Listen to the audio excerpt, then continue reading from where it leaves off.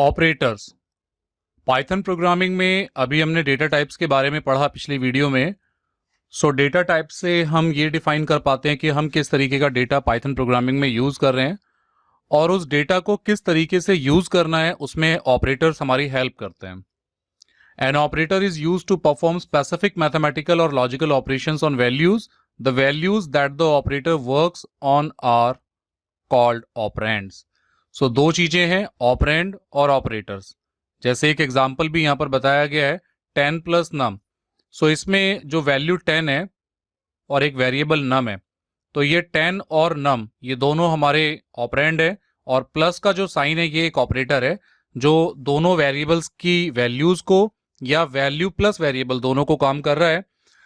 इस तरीके से हम ऑपरेटर्स का यूज करते हैं। बिल्कुल मैथ में जिस तरीके से हम फंक्शंस यूज करते हैं, फॉर्मूलाज लगाते हैं, सेम इसी तरीके से हम पाइथन प्रोग्रामिंग में भी कोई भी इक्वेशन या कोई भी कैलकुलेशन अगर हमें सॉल्व करनी होती है तो हम ऑपरेटर्स का यूज करते हैं।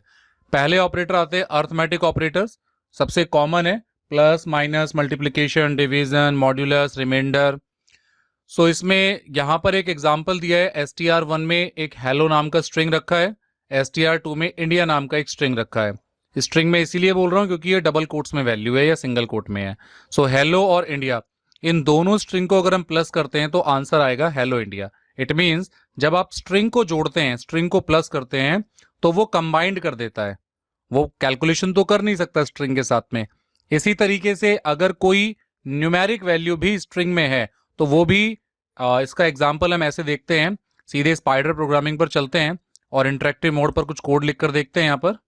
हम स्पाइडर के आई कंसोल पर काम करते हैं, इंटरेक्टिव मोड पर डायरेक्टली चेक करते हैं कि स्ट्रिंग वेरिएबल में एडिशन कैसे काम करता है। मैंने n1 नाम का एक वेरिएबल लिया और इसमें हम एक वैल्यू डाल देते हैं, कुछ भी लिख देते हैं। मैंने लिखा यहाँ पे हेलो। ये n1 की वैल्यू हेलो हो गई। n2 में लिख देते हैं इंडिया और उसके बाद n1 और n2 का प्लस कर देते हैं। n1 plus n2। अब आप देखेंगे आउटपुट आया है हेलो इंडिया। इसी तरीके से अगर n1 में मैंने स्ट्रिंग में 2 रखा है और n2 में स्ट्रिंग के अंदर ही एक वैल्यू मैंने 5 रखी है। जनरली n1 प्लस n2 7 होना चाहिए, 2 और 5, लेकिन ये स्ट्रिंग वैल्यूज हैं, इसलिए अगर आप स्ट्रिंग को प्लस करेंगे तो आंसर आपको 25 मिलेगा। ये फर्क है स्ट्रिंग की कैलकुलेशन का। इसी तरीके से अगर आप n1 इंटू n2 कर देंगे, n1 की मल्टीप्लाई करेंगे n2 से, तो ये हमें एक एरर देगा। ये कह सकता है कि can't multiply sequence bye non integer of type string. String type की वैल्यूज को इस तरीके से वो स्ट्रिंग से स्ट्रिंग को मल्टीप्लाई नहीं कर पाएगा। लेकिन अगर आप लिखेंगे n1 इंटू 2 तो अब आपको आंसर मिल जाएगा 22। n1 इंटू 2 का मतलब ये हुआ कि n1 में 2 है और 2 को 2 बार, यानी उसकी मल्टीपल्स कितने हो सकते हैं। एक स्ट्रिंग को आप दूसरे इंटीजर वैल्यू के साथ में मल्टीप्लाई करा रहे हैं तो वो आपको आंसर्स दे रहा है, लेकिन string to string multiplication possible नहीं है। उसका एक एरर कॉज हमने देख लिया है। जैसे यहाँ पर लिखा है str1 इंडिया, str1 इंटू 2, यानी इंडिया को अगर 2 से मल्टीप्लाई करेंगे तो इंडिया इंडिया 2 बार प्रिंट हो जाएगा। अर्थमेटिक ऑपरेटर्स क्या है पाइथन में? पहला एडिशन ऑपरेटर है जिसमें आप कोई भी वेरिएबल वैल्यू लेके प्लस माइनस कर सकते हैं। num1 में 5 है, num2 में 6 है, num1 प्लस num2 का टोटल 11 हो जाएगा। ऐसे ही सब्ट्रैक्शन करना है तो माइनस सिंबल लगाएंगे, मल्टीप्लिकेशन करना है तो मल्टीप्लाई सिंबल, डिवाइड करना है तो डिवाइड सिंबल। ये मॉड्यूलस है, मॉड्यूलस का काम होता है रिमाइंडर निकालना। जैसे आप यहाँ देख रहे हैं num1 में 13 है और num2 में 5 है। num1 percentile num2। एक बार इसको प्रैक्टिकली देखते हैं। n1 में लिखते हैं हम 13, n2 में लिखते हैं 5। अब आप इसको ऐसे समझ सकते हैं कि अगर n1 को n2 से डिवाइड किया जा रहा है परसेंट साइन लगा करके, इसका क्या मतलब हुआ कि 5 की जो टर्म्स है, 5 2 10, 13 में से 10 माइनस होंगे तो 3 रिमाइंडर बचेगा। ये मॉड्यूलस ऑपरेटर है जो हमने परसेंट का साइन लगाया है, ये हमारा काम करेगा रिमाइंडर निकालने का। तो आपने देखे यहाँ पे आंसर आउटपुट में 3 आ रहा है। इट मीन्स ये रिमाइंडर कैलकुलेट करता है। यानी कि अगर आप n1 डिवाइड बाई n2 करते हैं, n1 को n2 से डिवाइड करेंगे तो आंसर आपका डेसिमल में 2.6 आ जाएगा। बट आप चाहते हैं इंटीजर वैल्यू में आपको रिमाइंडर निकालना हो, तो आप यहां पर डिवाइड की जगह मॉड्यूलस ऑपरेटर, जिसे परसेंट का साइन कहते हैं, वो आप लगाएंगे तो आपको आउटपुट 3 मिलेगा, बिकॉज ये हमारा जो है रिमाइंडर कैलकुलेट कर रहा है। आप कोई भी वैल्यू ले सकते हैं। सपोज हमने 15 को 6 से डिवाइड करते हैं तो आंसर आपको 2.5 आएगा, लेकिन 15 को अगर 6 से डिवाइड करके रिमाइंडर निकालना हो तो कितना आएगा, तो 3 आएगा, क्योंकि 6 2 जा 12 और 15 में से 12 माइनस होंगे तो 3 आएगा। सो ये मॉड्यूलस ऑपरेटर है जो रिमाइंडर कैलकुलेट करने में हमारी हेल्प करता है। ये फ्लोर डिवीजन करता है। जैसे नम 1 में 5 है, नम 2 में 2 है। अब 5 को अगर 2 से डिवाइड करेंगे तो 2 2 जा 5, यानी कि इसने वो वैल्यू निकाली जो आपने टर्म्स चली, 2 2 जा, तो ये 2 जा यहां पे उसने रिप्रेजेंट कर दिया। ऐसे कोई भी डिवीजन आप करेंगे और उसमें जो क्वेश्चन पार्ट होगा वो आपको यहां पर रिफ्लेक्ट हो जाएगा। नम 2 को नम 1 से डिवाइड करेंगे, अब 2 को 5 से डिवाइड करना, तो 5 की टर्म्स क्या चलेगी, 0। सो इसलिए आंसर यहां पे 0 आ गया है। एक्सपोनेंट का काम क्या है, यहां नम 1 में 3 है, नम 2 में 4 है, सो 3 एक्सपोनेंट नम 2 आपने लिखा, यानी कि 3 को 4 टाइम मल्टीप्लीकेशन, 3 3 जा 9, 9 3 जा 27, 27 3 जा 81। इस तरीके से ये एक्सपोनेंट फंक्शन काम करेगा। आगे आते हैं रिलेशनल ऑपरेटर। ये इक्वल टू ऑपरेटर है, जिसमें दो वैल्यूज को कंपेयर किया जाता है, और अगर कंपैरिजन सही होता है तो आंसर आपको ट्रू में मिलता है, और कंपैरिजन गलत होता है तो आंसर फॉल्स में मिलता है। प्रैक्टिकली इसको एक बार यहां देखते हैं। मैंने n1 में एक वैल्यू डाली 10, n2 वेरिएबल लिया, उसमें वैल्यू रखी मैंने 10, दोनों में 10 है। अब मैं यहां पे चेक कर रहा हूं n1 इक्वल इक्वल n2, क्या n1 n2 के इक्वल है, ये मैं चेक कर रहा हूं। n1 की वैल्यू n2 के इक्वल है क्या, जैसे ही एंटर करेंगे आंसर आपको ट्रू में मिलेगा। लेकिन अगर अब की बार मैं n1 की वैल्यू 10 रखता हूं और n2 की वैल्यू मैं यहां पे 5 रखता हूं, और अब हम चेक करेंगे n1 क्या n2 के इक्वल है, तो आंसर आएगा false. So double equals to operator काम करता है आपका कंपैरिजन करने के लिए कि दोनों वैल्यू सेम है या नहीं है। ऐसे ही अगर n1 में आपने लिखा 10, n2 में भी आपने लिखा 12, n2 में 12 लिखते हैं। अब हम यहां चेक करते हैं, n1 ये एक्सक्लेमेशन मार्क लगा दिया, इक्वल टू n2। अब हम ये कह रहे हैं कि n1 n2 के इक्वल नहीं होना चाहिए, तो n1 की वैल्यू 10 है और n2 की वैल्यू 12 है, इस हिसाब से कंडीशन बिल्कुल सही है, सो आंसर आपको ट्रू मिलेगा। ये जो फंक्शन है इसे कहते हैं नॉट इक्वल्स टू। पहला फंक्शन था डबल इक्वल्स टू, जो चेक करता है कि दोनों कंडीशन सही हैं, दोनों वेरिएबल्स की वैल्यू सेम है। ये नॉट इक्वल्स टू ये चेक करेगा कि सेम नहीं होनी चाहिए तो आंसर सही देगा। तो ये हमारे रिलेशनल ऑपरेटर में इक्वल टू ऑपरेटर, ये नॉट इक्वल्स टू ऑपरेटर। इसी तरीके से आप ग्रेटर देन और लेस देन भी चेक कर सकते हैं, लेस देन इक्वल्स टू या ग्रेटर देन इक्वल्स टू भी चेक कर सकते हैं।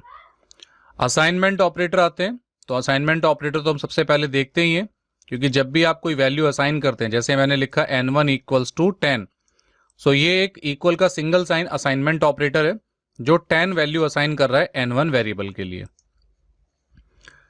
इसी तरीके से प्लस इक्वल्स टू, अब इसको हम यहां पे ऐसे समझ सकते हैं, मैंने एक वेरिएबल लिया x जिसमें वैल्यू रखी हमने 10।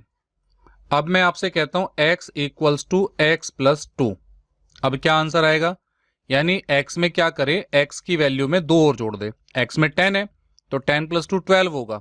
सो आंसर आपका यहां पर, अगर अब यहां पर आप प्रिंट करते हैं x की वैल्यू को, तो आंसर आपको 12 मिलेगा, क्योंकि उसने x equals to x plus 2 किया। अभी x की वैल्यू हमारी 12 हो गई है।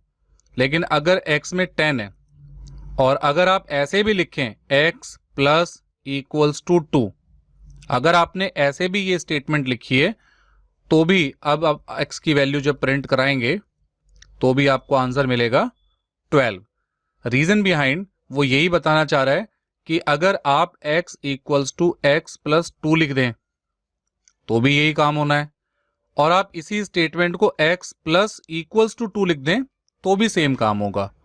तो ये हमारे ऑपरेटर्स हैं, प्लस इक्वल्स टू, ये नोट लिखा गया है x plus equals to y, बिल्कुल सेम है x equals to x plus y के।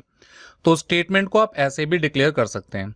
इसी तरीके से माइनस इक्वल्स टू है, मल्टीप्लाई इक्वल्स टू है, डिवाइड इक्वल्स टू है, परसेंट इक्वल्स टू है, फ्लोर डिवीजन इक्वल्स टू है, एक्सपोनेंट इक्वल्स टू डिवीजन। तो ये कुछ ऑपरेटर्स हैं जिन्हें आप स्टेटमेंट में अपने पाइथन प्रोग्राम्स में हम यूज करेंगे, तो इनके बारे में हमें पता होना चाहिए। दैट्स वाई यहाँ पर एग्जाम्पल्स भी दिए हैं और हमें बताने की कोशिश की गई है कि हम पाइथन में किस किस तरीके से अपनी स्टेटमेंट को, अपनी कैलकुलेशंस को डन कर सकते हैं।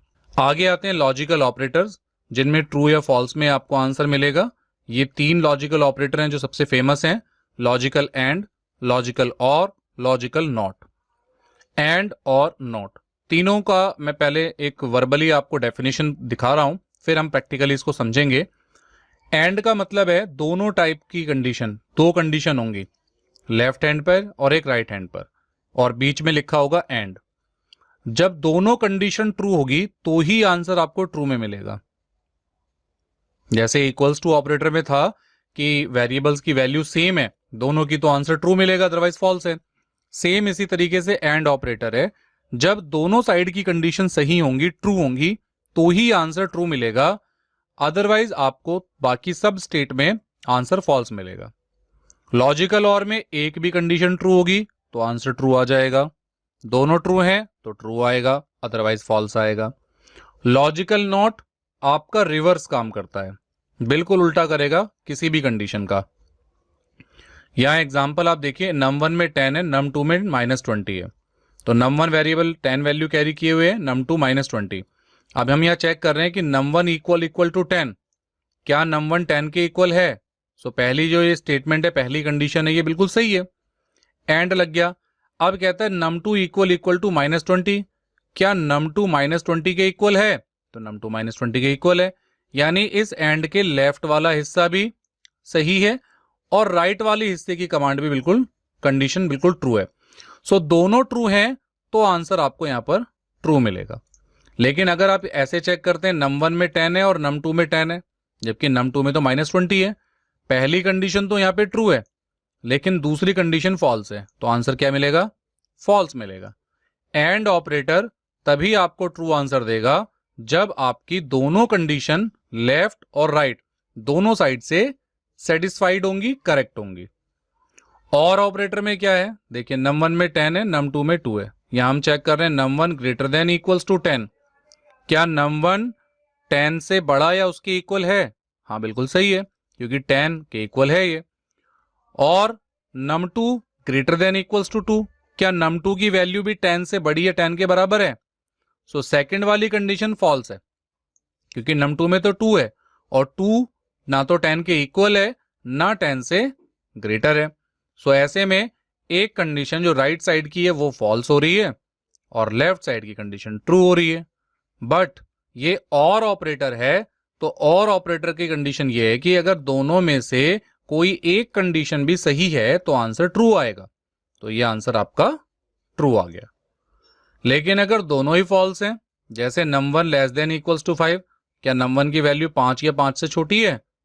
तो ये गलत है, क्योंकि 10 है यहाँ पे तो वैल्यू, पहली स्टेटमेंट भी फॉल्स है। दूसरी स्टेटमेंट है कि क्या num2 की वैल्यू 10 या 10 से बड़ी है?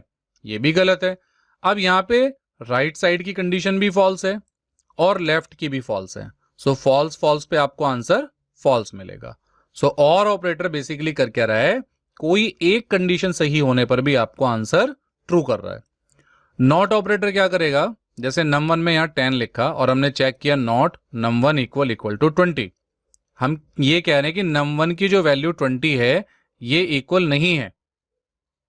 ध्यान से समझिएगा और दोबारा सुनिएगा, मैं इसे कह रहा हूं नॉट, नॉट माने नहीं होनी चाहिए। क्या नहीं होनी चाहिए?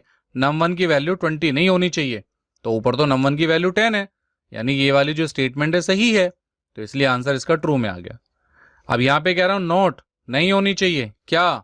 num1 की वैल्यू 10, तो num1 की वैल्यू 10 नहीं होनी चाहिए लेकिन 10 है, तो ये वाली स्टेटमेंट गलत हो गई, इसलिए आंसर फॉल्स में आ गया। तो नॉट ऑपरेटर किसी भी स्टेटमेंट की कंडीशंस को रिवर्स कर देता है, उसका अपोजिट कर देता है। ये लॉजिकल एंड और नॉट ऑपरेटर है। उसके बाद आते हैं मेंबरशिप ऑपरेटर। मेंबरशिप ऑपरेटर्स क्या होते हैं?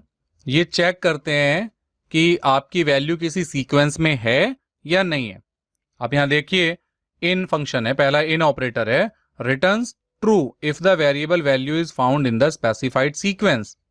अगर कोई वैल्यू एक सीक्वेंस में मिल रही है तो वो ट्रू आंसर देगा। जैसे आप यहां वेरिएबल में देखेंगे, यहां लिखा है num seq इक्वल्स टू 1, 2, 3। अब यहां पर num seq नाम का एक वेरिएबल है जिसमें 1, 2, 3 तीन वैल्यूज पड़ी हुई हैं। और अब हम यहाँ पे चेक कर रहे हैं 2 इन num सीक्वेंस कि जो ये 2 है, क्या 2 num सीक्वेंस में आता है कहीं? सो आ रहा है ये 1, 2, 3, तो ये एक सीक्वेंस में है, सो आंसर आपका ट्रू आ गया। अब चेक कर रहा है कि 1 इन num सीक्वेंस, क्या 1 सीक्वेंस में है? हाँ है तो, लेकिन आंसर फॉल्स आ रहा है। रीजन बिहाइंड क्या है? क्योंकि सिंगल कोट लग गया। सिंगल कोट लगते ही क्या हो गया? Single quote is a string while, क्योंकि नंबर में तो 1 है, लेकिन यहां पर हम क्या चेक कर रहे हैं? एक स्ट्रिंग को चेक कर रहे हैं। सो स्ट्रिंग तो है नहीं, दैट इज वाई यहां पर आपको आंसर फॉल्स मिल रहा है। उसके बाद नॉट इन है, तो नॉट इन इसका रिवर्स करेगा। जैसे नम सीक्वेंस में 1, 2, 3 है, अब हम यहां चेक करें 10 नॉट इन नम सीक्वेंस, क्या 10 जो है वो नम सीक्वेंस का पार्ट नहीं है? तो यहां पर 10 नहीं है, इट मीन्स पहली वाली कंडीशन सही है, तो आंसर आपका ट्रू में आ रहा है। फिर चेक कर रहा है 1 नॉट इन नम सीक्वेंस, क्या 1 भी नॉट नम सीक्वेंस का पार्ट नहीं है? लेकिन 1 तो है, तो ये वाली स्टेटमेंट गलत हुई, तो आंसर आपका फॉल्स में आ गया। सो ये हमारे दो मेंबरशिप ऑपरेटर्स हैं जो किसी सीक्वेंस में वैल्यू को सर्च करते हैं कि वो वैल्यू अवेलेबल है या नहीं है।